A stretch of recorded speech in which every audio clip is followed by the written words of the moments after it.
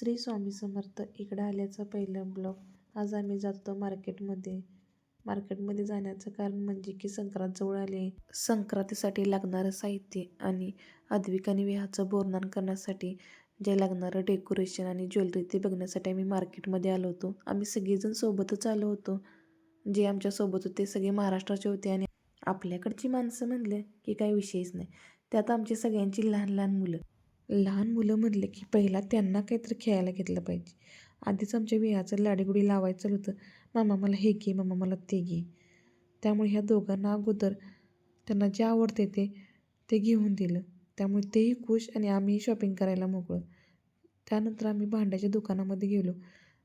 ज्यांना कोणाला जे काय काय हवं आहे ते घेऊन पेमेंट वगैरे केलं.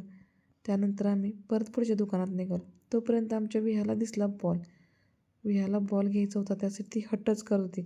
पण घरी 2 बॉल असल्यामुळे मी काही तिला घेऊन दिला नाही. संक्रांतीला जे काही गिफ्ट द्यायचं आहे ते प्रत्येकीने आपापलं पॅक करून घेतलं. मेन म्हणजे आम्हाला जी ज्वेलरी वगैरे काय पाहिजे होतं ते काही भेटलंच नाही. तर बघू कसं करायचं काय बोलणं. जाताना जसं आमचं चेअर होतं ते येताना बघा.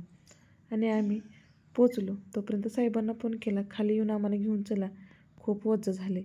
साहेब पण आला, आम्हाला गेला. विहाने तर वरती जायच्या अगोदरच जर्किंग वगैरे काढून ठेवली होती.